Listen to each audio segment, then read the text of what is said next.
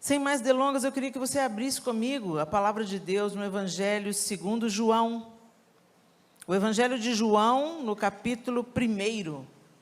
João 1. E nós vamos ler a partir do verso 43.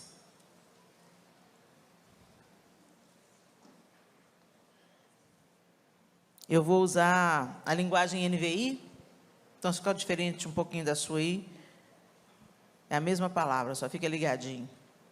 João 1, 43, a palavra de Deus diz assim: No dia seguinte, Jesus decidiu partir para a Galileia.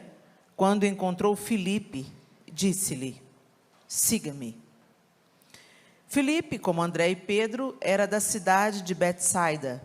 Filipe encontrou Natanael e lhe disse: achamos aquele sobre quem Moisés escreveu na lei, e a respeito de quem os profetas também escreveram, Jesus de Nazaré, filho de José. Perguntou Natanael: Nazaré? Pode vir alguma coisa boa de lá? Disse Filipe: venha e veja. Ao ver Natanael se aproximando, disse Jesus: aí está um verdadeiro israelita, em quem não há falsidade. Perguntou Natanael: de onde me conheces? Jesus respondeu: eu o vi quando você ainda estava debaixo da figueira, antes de Filipe o chamar. Então Natanael declarou: mestre, tu és o Filho de Deus, tu és o Rei de Israel. Jesus disse: você crê porque eu disse que o vi debaixo da figueira? Você verá coisas maiores do que essa. Vamos até aí. Esse texto já é tão conhecido, a gente já ouviu, e às vezes a gente até pode usar esse texto contextualizando no nosso dia a dia. Pode vir alguma coisa boa de Belo Horizonte? Às vezes a gente usa esse texto para ilustrar, fazer alguma gracinha, mas Natanael aqui, ele estava sendo bem preconceituoso, na verdade. Pode vir alguma coisa boa de Nazaré? E por que ele fez essa pergunta, né? Nazaré, gente, Nazaré era realmente uma cidade pequena, onde Jesus viveu sua infância e a sua adolescência. E segundo, embora ele tenha nascido em Belém, né? Nascer em Belém foi meio que um acidente, vocês lembram? Ele foi para o recenseamento, e por um acidente ele nasceu lá, mas ele passou a infância e a adolescência em Nazaré. E foi em Nazaré que aconteceu aquela rejeição de Jesus, quando ele leu as Escrituras na sinagoga, e etc. Né? E segundo alguns historiadores, Nazaré tinha cerca de 1 quilômetro. Olha isso, gente. Tinha cerca de 1 quilômetro de extensão. É pequeno demais. Hoje ainda é uma cidade muito pequena, mas segundo os historiadores, tinha cerca de 1 quilômetro entre o cemitério e um terreno acidentado.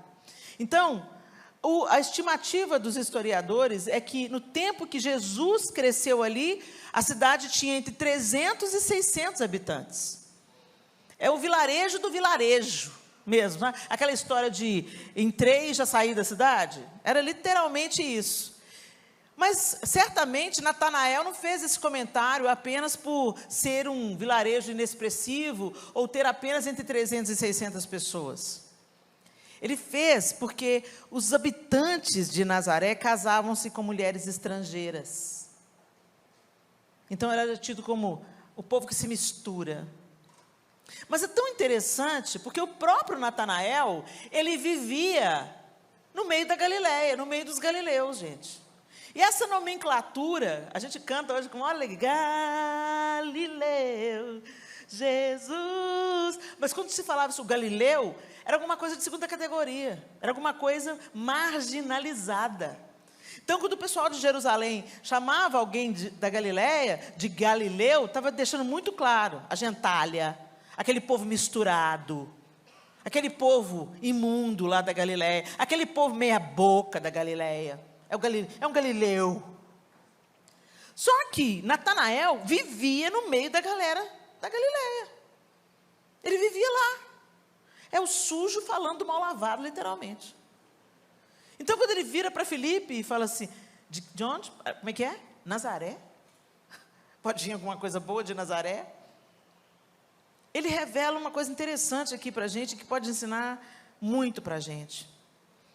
Embora Natanael vivesse entre os marginalizados da Galileia, a sua maneira de pensar era como o Sinédrio de Jerusalém. Da mesma maneira que o Sinédrio em Jerusalém falava, o Galileu, da mesma maneira, Natanael falou, Nazareno. Então Jesus era duplamente marginal, né? Era de Nazaré e era da Galileia. E quando a gente olha para ele, Jesus vem e ele identifica Jesus como o Filho de Deus. E Jesus fala assim, por que você está crendo? Porque eu vi você debaixo da figueira, né? Você vai ver coisas muito maiores do que essa. E por que eu estou trazendo essa história aqui? Porque nós, como cristãos, a gente tem um hábito péssimo. A gente vem para a igreja e a gente começa a experimentar coisas novas e a gente começa a ser transformado e viver uma transformação de mente que gera novas escolhas, novas atitudes, mas aí a gente começa a se achar melhor do que os outros. E não é uma coisa tão óbvia, não é uma coisa que você percebe rapidamente, é tipo um mau hálito, todo mundo sabe que você tem, menos você. Até comentam a esse respeito, fazem piadinhas pelas suas costas, mas ninguém tem coragem de dizer para você, escuta, cara, você está com um bafão. Se você tem um amigo que te falou isso, ele não quer te ofender, ele é seu amigo. Vai se cuidar, que vai ficar tudo bem.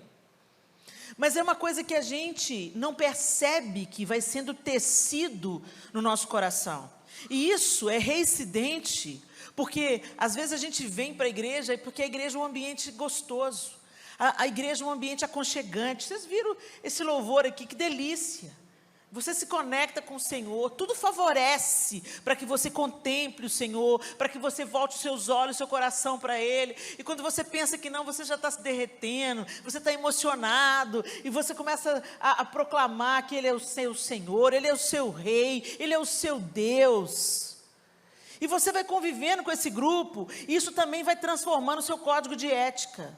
Você vai observando, porque nós, seres humanos, temos um poder de adaptação fantástico, dado pelo próprio Deus, mas que pode ser um inimigo, se a gente não ficar alerta.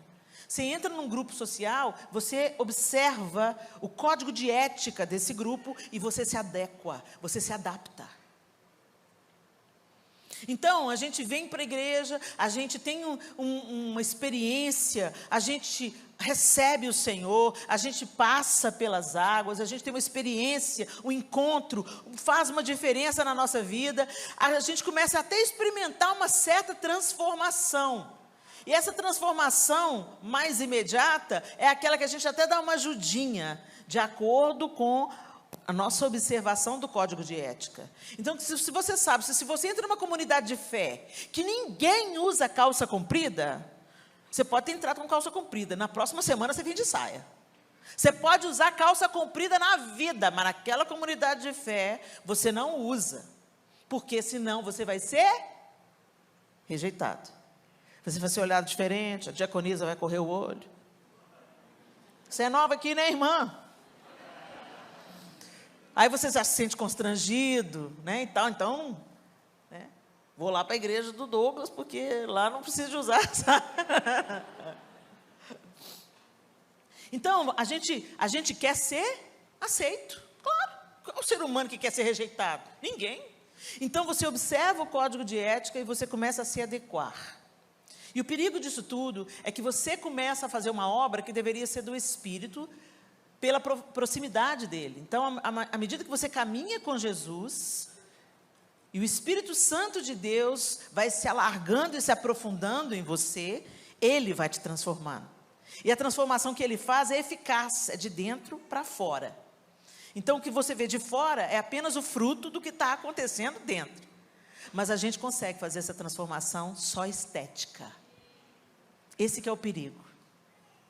A gente começa a transformar o verniz. Então, a gente tem cara de crente, a gente fala igual crente, a gente tem roupa de crente, como se isso fosse possível, mas a gente tem, né, os compartimentos que a gente fala. Então, a gente tem roupa de crente, a gente usa o crentez, a gente tem hábito de crente, mas a gente não é crente. Nunca foi tão necessário, nesse tempo que nós vivemos, cristianizar cristãos. Por quê? É só verniz. É só aparência. Eu conto muito essa experiência, porque ela me ensinou muito. Estava na casa de uma amiga, e sabe aquelas mexericas? Aqui você chama de mexerica também? Mexerica pequenininha.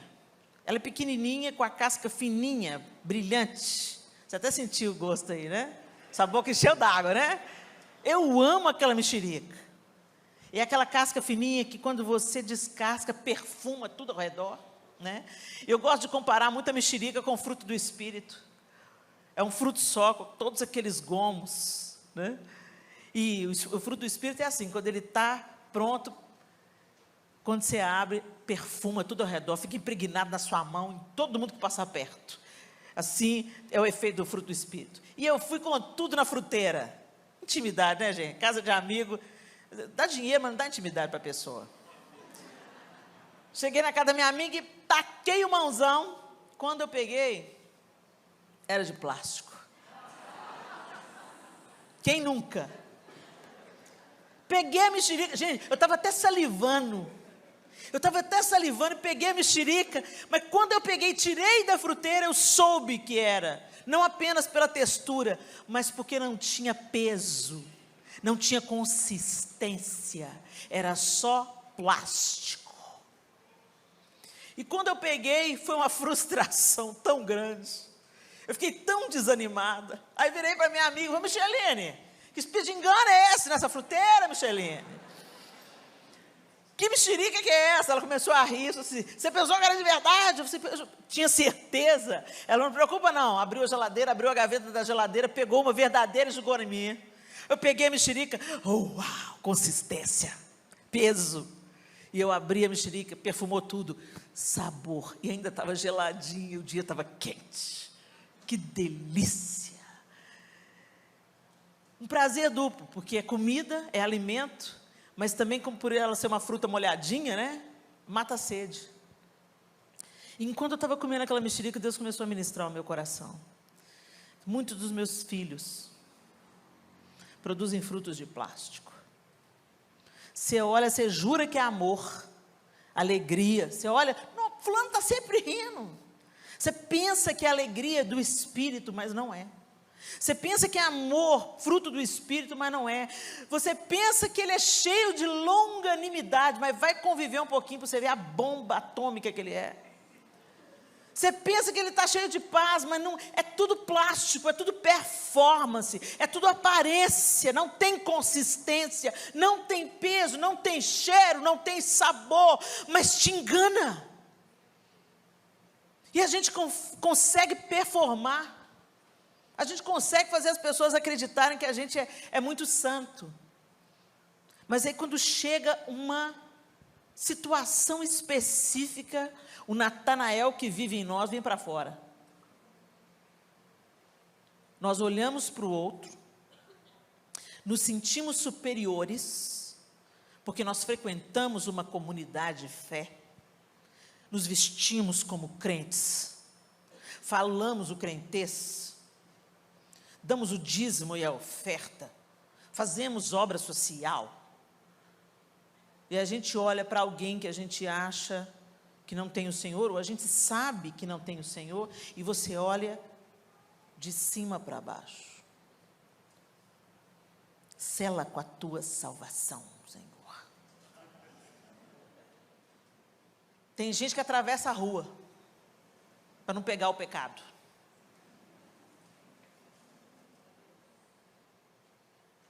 Misericórdia. Eu vi o testemunho de um pastor que foi convidado para pregar,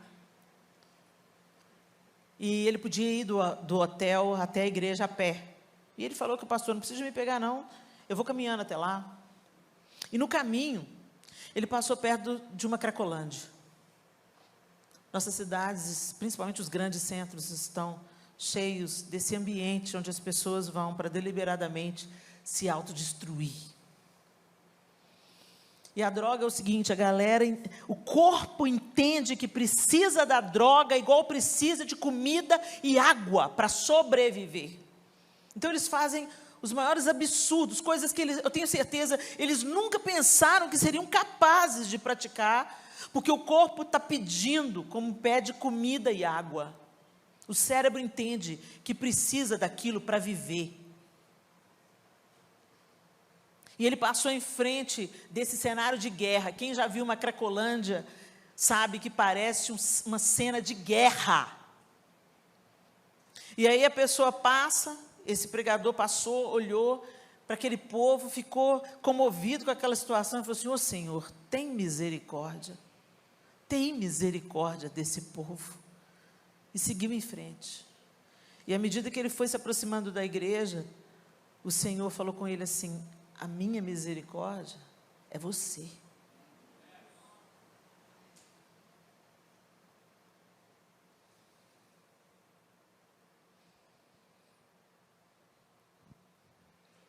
Que tipo de evangelho nós temos vivido, meus irmãos?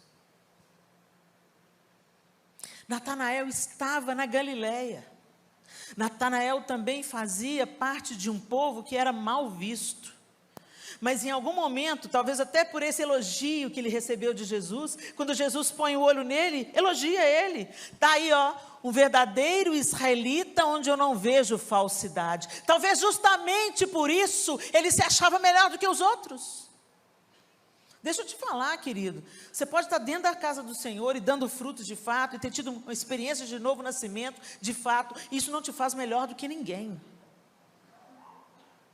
Porque é pela graça que nós recebemos salvação. Não é nosso mérito, é a misericórdia e graça de Deus que nos revelou, que nos desatou, que tirou as escamas dos nossos olhos para que a gente visse, ouvisse, percebesse e cresce. Nós fomos convencidos pela obra do Espírito para nos tornarmos instrumentos de convencimento na vida de outros. Plantadores de sementes para que o Espírito Santo tenha um material ativo para fazer florescer. Essa é a nossa vida. Eu não sou melhor do que ninguém, porque eu entendi a graça de Deus antes.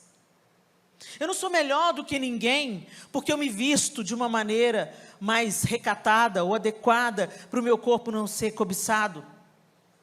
Eu não sou melhor do que ninguém, porque eu não consumo drogas. Mas livre, com certeza. Superior, não. Cada um de nós aqui tem as suas áreas de vulnerabilidade. Às vezes você não tem problema com droga, mas tem problema com fofoca. Você nunca se prostituiu, mas consome pornografia. A gente pensa que pecado é só o que o povo vê. Hoje eu estava conversando com o Douglas no podcast. A inveja, por exemplo, é um pecado que teve um tempo na minha vida que eu tive que lutar ferozmente contra ela. E ainda hoje eu preciso resistir a ela para que ela não volte a ocupar lugar no meu coração. É uma área de vulnerabilidade.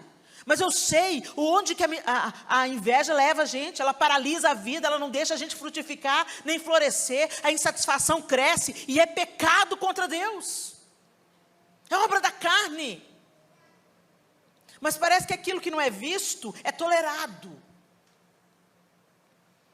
e Natanael talvez estivesse ali tão envaidecido, o verdadeiro israelita, onde não há hipocrisia, ele estava mesmo com a cabeça do sinédrio.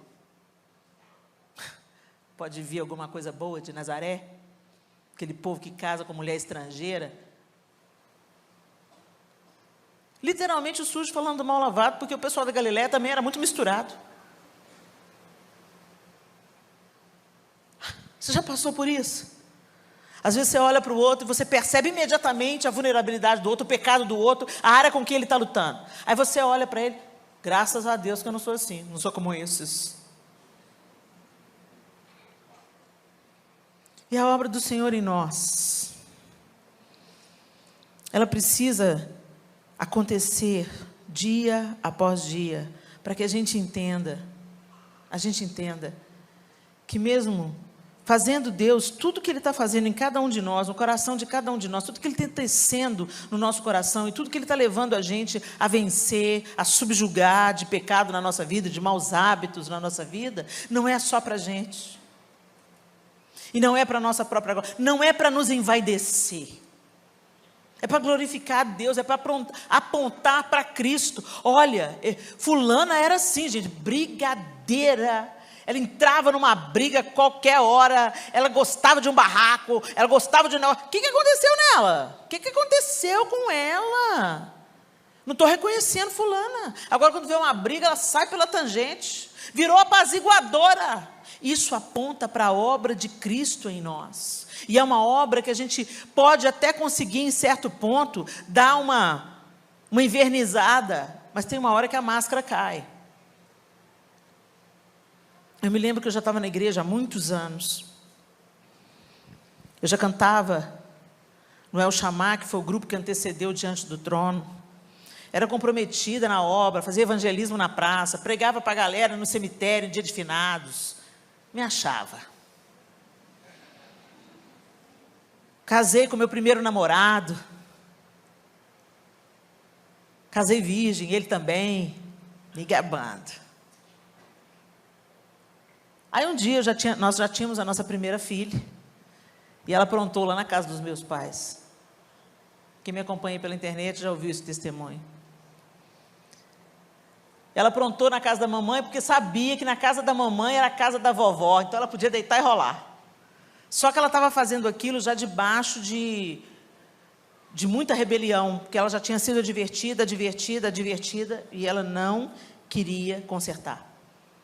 Aí quem entrava em cena? Papai. Papai calmo. Se mamãe fosse corrigir, não ia corrigir, ia se vingar. Está nervoso? Corrija o filho não. Senão você não vai corrigir ninguém, você vai se vingar. E desculpe quem pensa o contrário, mas eu sou a favor da vara. Como último recurso, mas sou a favor. E aí, o João é que aplicava a correção da vara, porque essa tranquilidade, né, em forma de pessoa. E aí quando eu estava no limite, eu falava, João. Aí o João falava, vem com o papai. E calmamente levava para o quarto, para longe dos olhos das pessoas, para que a criança não se sentisse humilhada, exposta.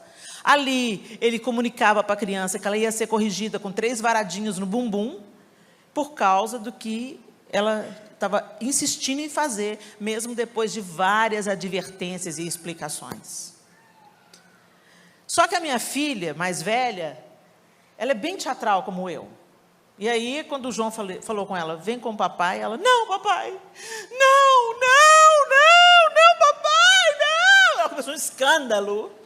E o João não se abalou. Vem, Clarinha, vem com o papai. E foi levando, e ela, não, papai, não faça isso comigo, papai. Uma cena. Para a gente, isso já era normal. Todas as vezes que isso acontecia, ela reagia dessa forma, tentando dissuadir o pai de dar as varadas.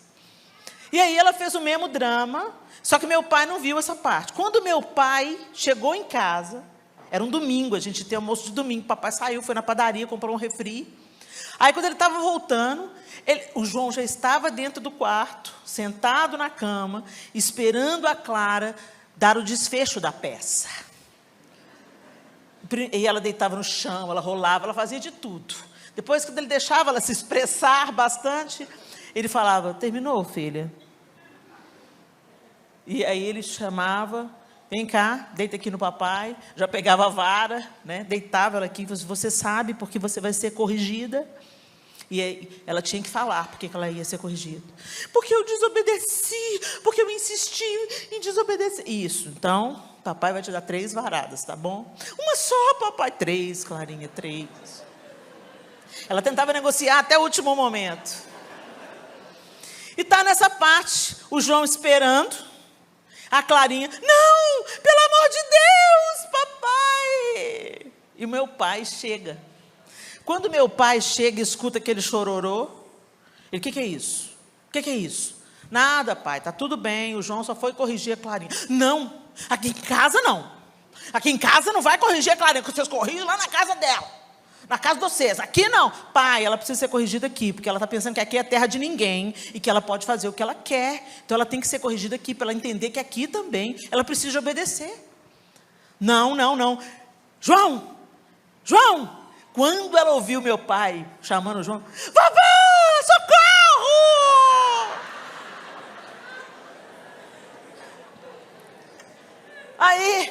Eu falei, pai, não se meta, pai. Não, eu não vou admitir isso aqui na casa, não. E quanto mais meu pai batia, mais a Clara gritava lá dentro. E eu comecei a ficar irada.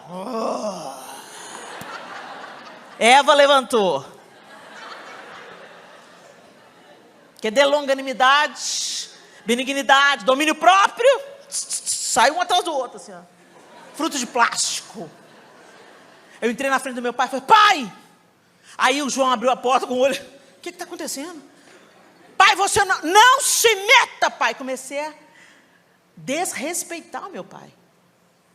Não se meta, ela é minha filha, o senhor não se mete, o pai dela está corrigindo ela, o senhor vai... Aí abre o João, escandalizado comigo, gritando com meu pai, e a Clarinha aqui.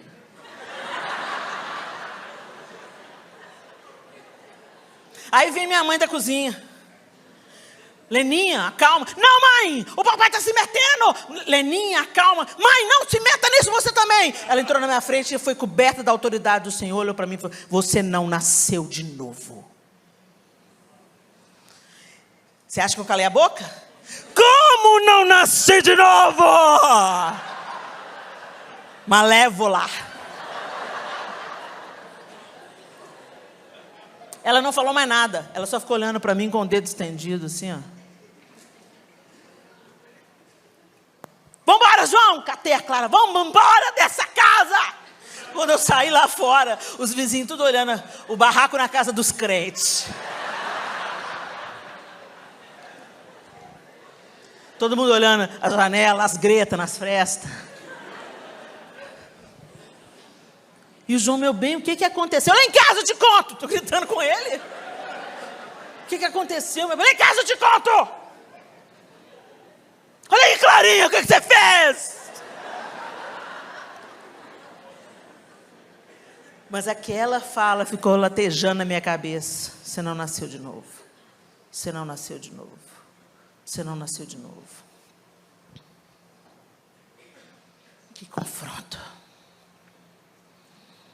É como se Jesus tivesse usado a situação, a boca da minha mãe, para chegar no quarto escuro da minha alma e acender o interruptor. Pluf. Dá uma olhada para a sua vida, Helena. O que mudou desde o dia que eu entrei? O que mudou?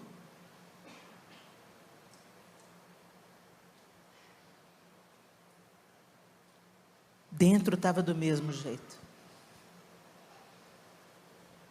Sabe quando você pega aquele quartinho da bagunça e tira a caixa daqui e põe a caixa aqui? É isso que a religião faz. Tem coisa que é para jogar fora. Ou é para construir um armário, para compartimentar as coisas. Outras são para doar, outras não servem nem para doar, tem que ir para o lixo. Mas a gente passa, sabe, uma caixa para cá, outra para ali, põe uma caixa nova e a gente pensa que está resolvendo a questão e não está. E quando te sacode, se sacudir esse copo, não tem jeito de cair Coca-Cola, porque ele está cheio de água. Se eu sacudir esse copo, vai cair água, porque é do que ele está cheio. E nós, na hora da crise, nós derramamos, quando a vida nos sacode, aquilo do que a gente está cheio. E naquela hora eu não estava cheia de Deus, eu não estava cheia do Espírito, eu estava cheia de ira, eu estava cheia da carne, eu estava cheia de impaciência, eu estava cheia de manipulação, eu não queria que meu pai me mandasse, eu estava cheia de rebelião, e eu fiquei cega. Mas o meu verdadeiro eu apareceu. E foi horrível, é uma coisa de que eu me envergonho. Mas eu preciso te dizer que foi a luz que acendeu. E eu vi que até ali eu tinha feito a transformação. Eu tinha mudado o comprimento da saia. Eu tinha subido o decote. Eu tinha mudado o meu vocabulário. Eu não falava mais palavrão. Eu não assistia mais novela. Mas eu estava cheia de mim mesma. Os meus frutos eram de plástico. E eu me achava melhor do que todo mundo, igual Natanael. Por quê? Quando eu vi uma mulher com a saia curta, eu falava assim, nossa, misericórdia, a pericrente. Eu sempre tinha um comentário maldoso para fazer a respeito de alguém. Eu sempre olhava, e mesmo quando eu não comentava, eu pensava, esse aí, se não mudar de vida, vai para o inferno de cabeça para baixo. Quantas vezes eu fiz a hipócrita da oração, oh Deus, sela com a tua salvação. Jesus mandou eu fazer discípulo. E fazer discípulo envolve viver uma vida diante de Deus e andar junto com o outro que você quer ser um canal para que o Espírito Santo convença e trabalhe na vida dele. Nem discípulo a gente quer fazer mais, gente. A gente quer dar folheto para pagar a nossa obrigação de evangelizar alguém. Jesus te ama, tchau. Aceita se quiser. Porque fazer discípulo dá trabalho, fazer discípulo envolve. Tem envolvimento, você tem que ter envolvimento para você fazer discípulo. Você tem que caminhar junto para você fazer discípulo. Mesmo que aquela pessoa que seja diferente, radicalmente diferente de você, pense radicalmente diferente de você, quando você está cheio do fruto do Espírito verdadeiro, genuíno, o amor flui. Então você olha para aquela pessoa e fala assim, oh Jesus, quando o Senhor pegar, vai ser tão lindo. Essa obstinação toda vai virar perseverança. Você tem um outro olhar para o outro quando você está cheio e sendo guiado pelo Espírito Santo. O negócio, gente, é que a gente se gaba das nossas conquistas e da aparência de espiritualidade, enquanto dentro não tem consistência.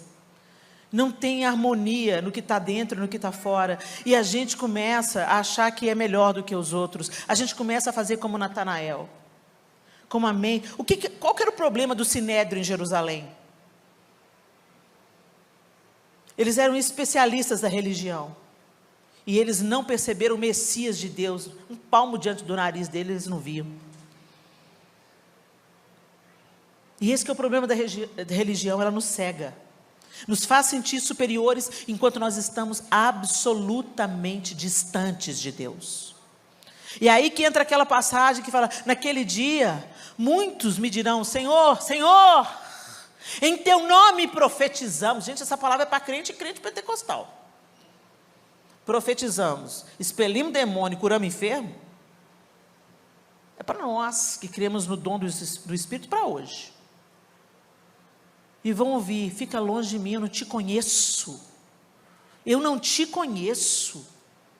Apartai-vos de mim, malditos. Algumas traduções são bem. Eu não te conheço.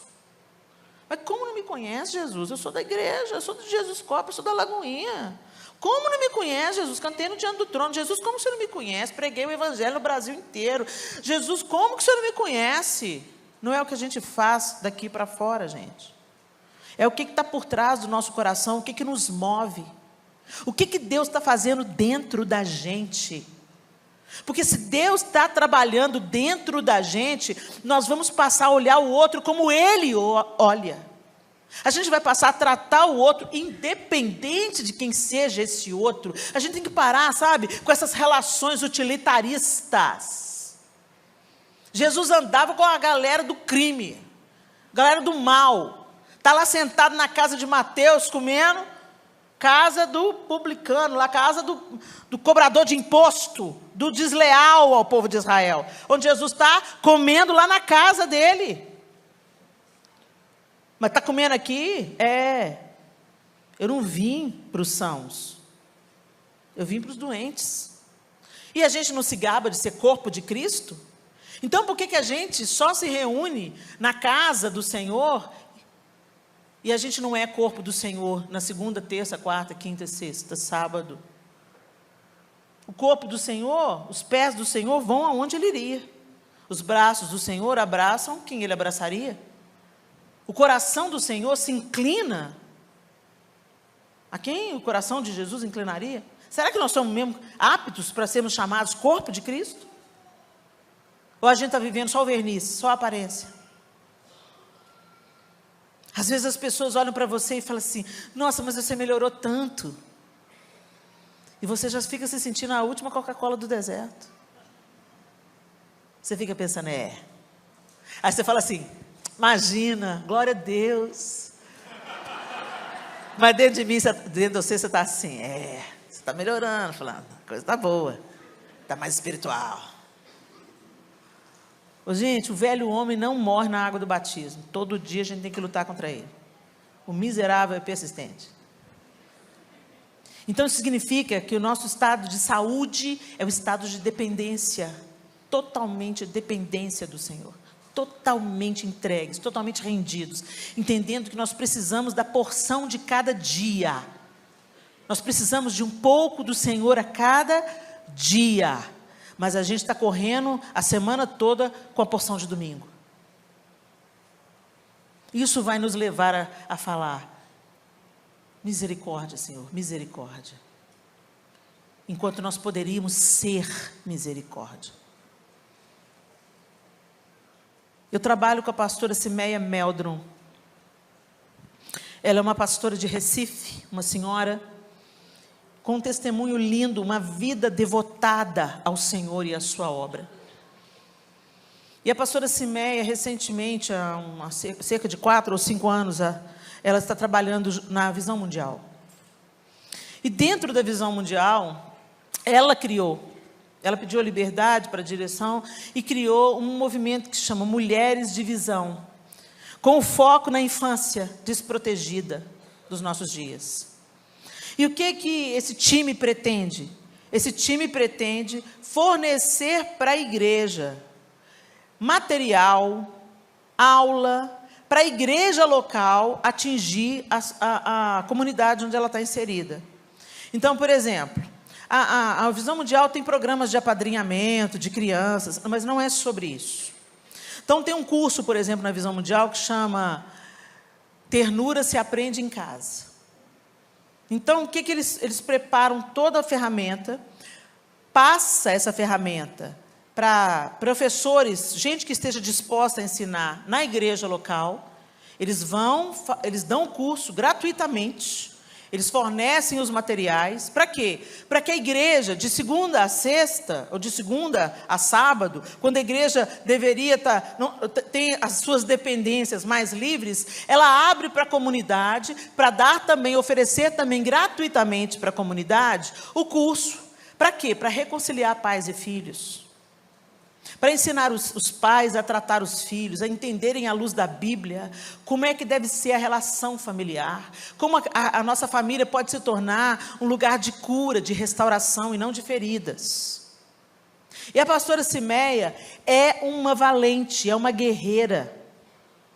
E ela não só fala, ela tem uma vida que mostra quem ela é em Cristo. E aí, recentemente, ela falou: Helena, vamos marcar uma reunião. Uma vez por ano a gente faz um encontro de mulheres de visão, para a gente chamar a parceria da igreja. Porque a Visão Mundial, ela fornece os meios, mas quem põe em prática é a igreja local. Então, ela convidou: você se importa com a infância? A sua igreja se importa com a infância brasileira? Se importa com os rumos que a pandemia impôs à infância? Quantas crianças estão sendo abusadas? Quantas crianças foram molestadas sexualmente? Quantas crianças foram espancadas? Então, vamos chamar as igrejas, os líderes de crianças, pastores de crianças, os pastores de igreja local, e vamos apresentar o nosso material e disponibilizar gratuitamente. Manda as pessoas para a gente treinar, a gente treina as pessoas, elas voltam para suas igrejas e semeiam na sua comunidade. E essa é a minha esperança, de que as igrejas se tornem transformadores, agentes de transformação da infância na comunidade local. Aí avisamos nas redes sociais, começamos a buscar parceiros. O João começou a buscar igrejas parceiras para sediar o encontro. Finalmente, depois de muito esforço, a igreja metodista abriu as suas portas.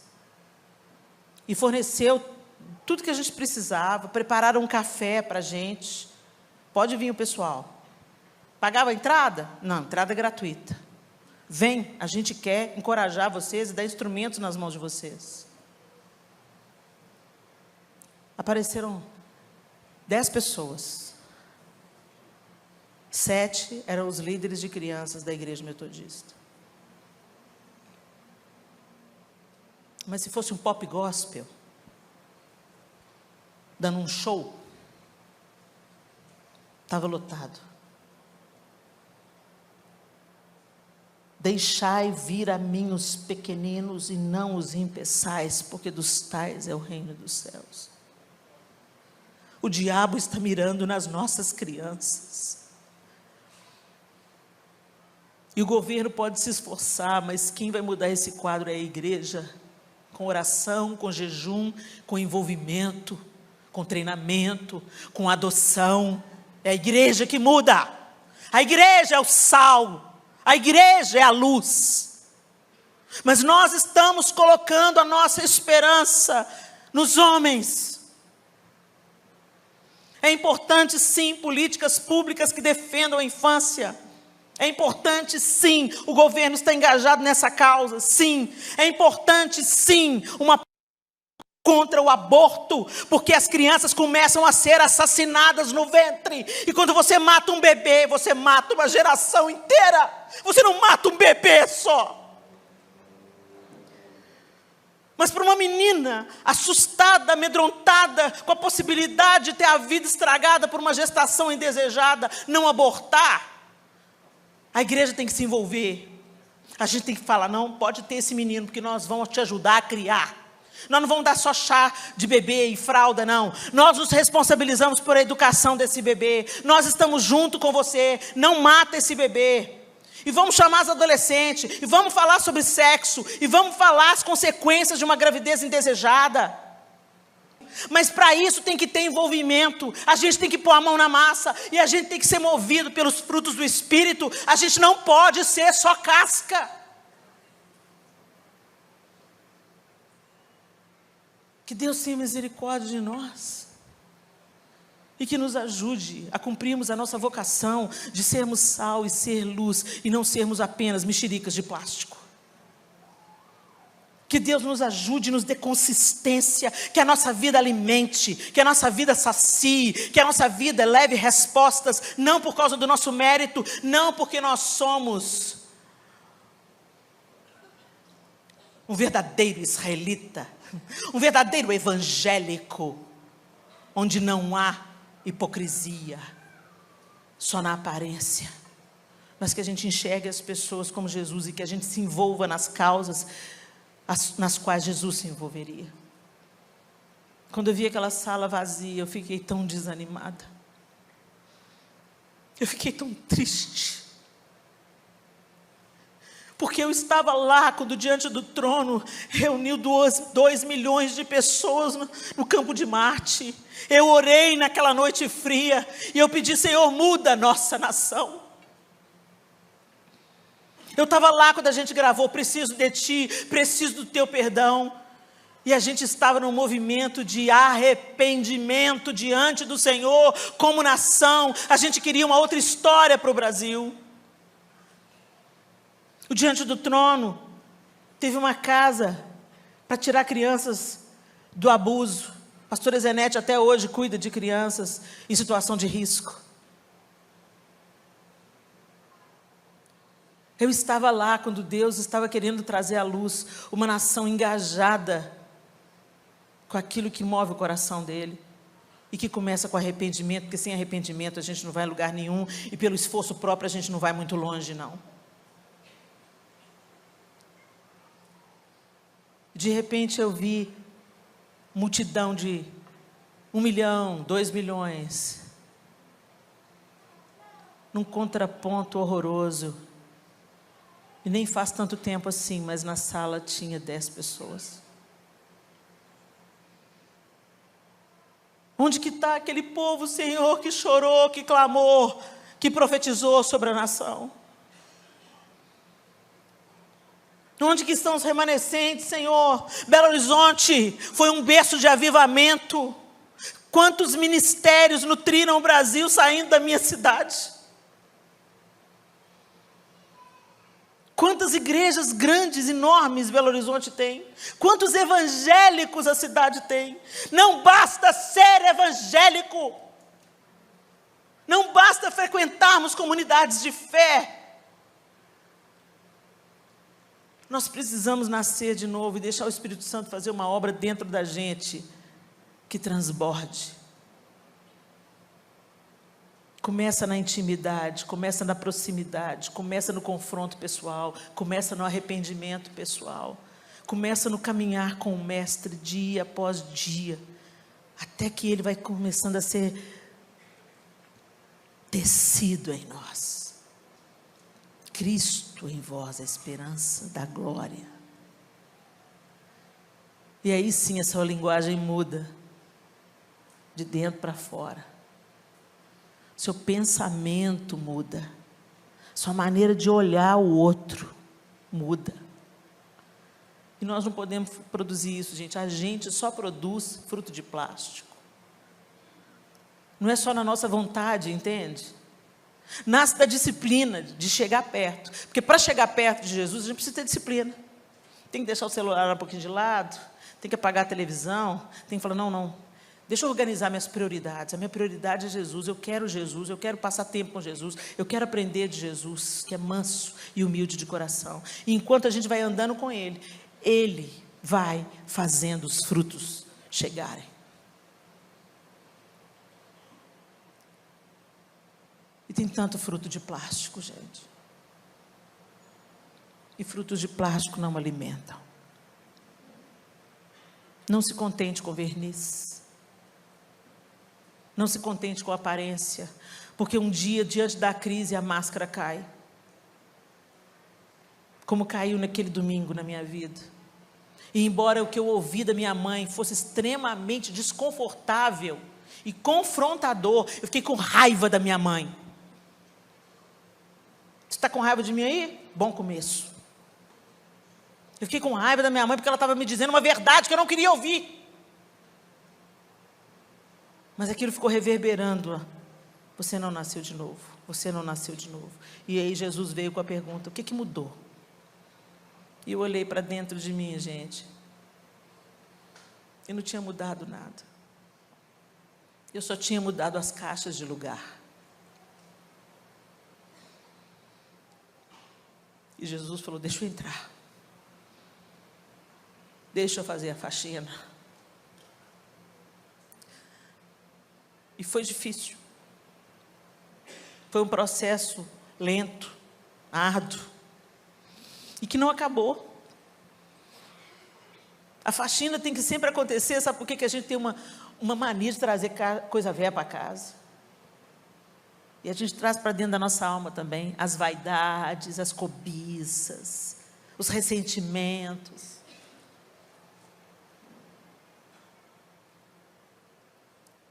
A gente é assim, humano, vulnerável, cheio de impossibilidades, mas a gente tem o péssimo hábito de pensar que a gente é melhor do que os outros porque a gente é crente. E a gente não é. Melhor é o Senhor. Ele é o melhor. E à medida que andamos com Ele, a gente vai melhorando. Mas você pode ter melhorado o tanto que for. O dia que você deixar de ser dependente do Senhor, você volta a estaca zero. Tem que começar tudo de novo.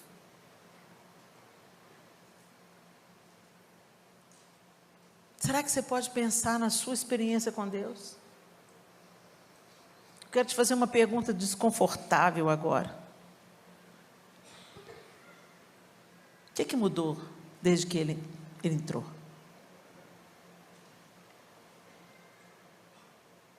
O que mudou de dentro? Mais específico, o que mudou na sua reação? Porque a ação a gente consegue planejar. A ação a gente planeja, a gente se organiza, a gente fala, não, vou fazer uma coisa legal. Vou ali servir, vou ali lavar, vou limpar, vou cuidar.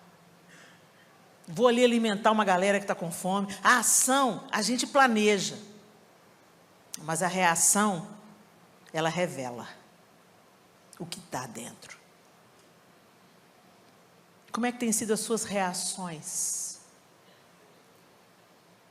diante do inesperado? Alguém te fechou no trânsito. Sua vizinha não crente está te irritando com aquelas músicas horrorosas que ela escuta. Seu irmão que não crê em Jesus vive te implicando. Como você reage? Seu pai que é bêbado, quando ele chega em casa chapado, como você reage? Seu patrão duro, cruel, como você reage? Diante da injustiça que você sofre, como você reage? Diante da crise inesperada, como você reage? Gente, como a gente reage, diz como a gente é, como a gente está. Aquele dia eu reagi. E o que estava dentro veio para fora, e o que veio para fora foi feio demais. Mas Jesus não me deixou ver a minha feiura, para me humilhar ou me desprezar. Ele me deixou ver a minha feiura, para que eu visse que eu não era melhor do que ninguém que eu achava que eu era. E que eu dependia dele, quanto qualquer outra pessoa que está fora da igreja depende também. Que eu não sou superior, que eu não posso falar para ninguém, acaso pode vir alguma coisa boa dali? Eu não sou essa pessoa, eu não posso ser, porque tem áreas na minha vida que precisam de faxina constante, vigilância constante, dependência constante, até que Ele venha. De fé em fé, de glória em glória, até ser dia perfeito. Feche os seus olhos. Por que a gente faz o que a gente faz? Como a gente faz? Como reagimos?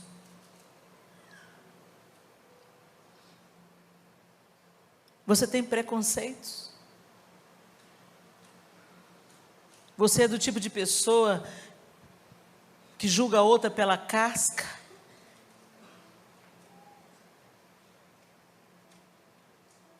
O tatuado, o cara do dread, o negro. Que é isso, Helena? Misericórdia. Tem racismo dentro da igreja. A gente tem que falar de alguns assuntos desconfortáveis, sabe, gente? Sim, tem muita falsa piedade, muito mimimi, fato. Mas é fato que a gente precisa de encarar algumas coisas que a gente não quer encarar. E deixar Jesus limpar o que Ele precisa limpar. Tenha um momento com Deus aí. Faça uma oração silenciosa. Deixa o Espírito Santo te lembrar coisas que você não quer lembrar. E te dizer coisas que talvez você não queira ouvir, mas precisa.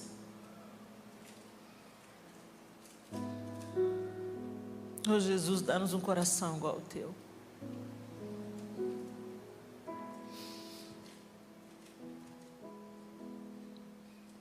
Em João capítulo 15, Jesus disse assim: eu sou a videira verdadeira. E vocês são os ramos. Se vocês estiverem em mim e eu estiver em vocês, vocês darão muito fruto.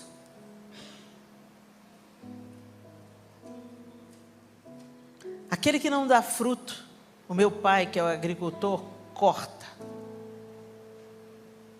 E aquele que dá fruto, ele poda, para que dê mais fruto ainda.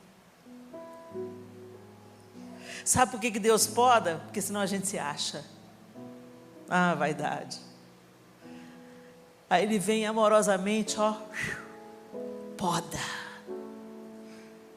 para que a gente cresça na humildade, no amor, na alegria, na paz, na longanimidade, mais fruto ainda.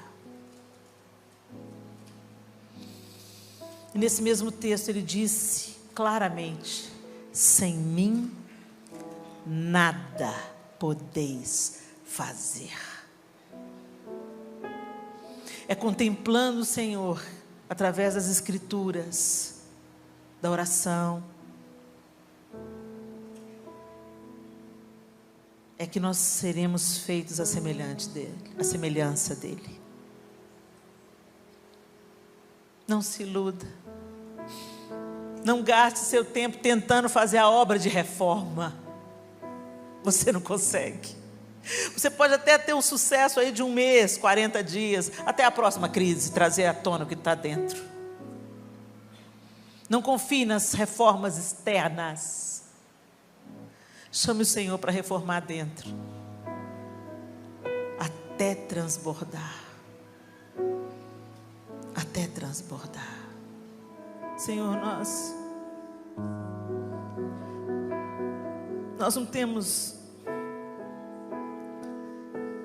não queremos outra fonte. As outras são cisternas rotas, Senhor, cisternas rachadas. Transforma-nos de dentro para fora, Senhor. Nós não queremos ser como os fariseus em Jerusalém, nos achando superiores e não enxergando o Messias de Deus diante dos nossos olhos, Senhor. Nos perdoa. Nos perdoa por confiar nos nossos feitos externos. Nos perdoa pelo nosso verniz de espiritualidade. Nos perdoa, Senhor, que por muitas vezes sermos como Natanael, estarmos cheios de fragilidades e nos acharmos superiores a outros tipos de seres humanos. Nós não somos, Pai.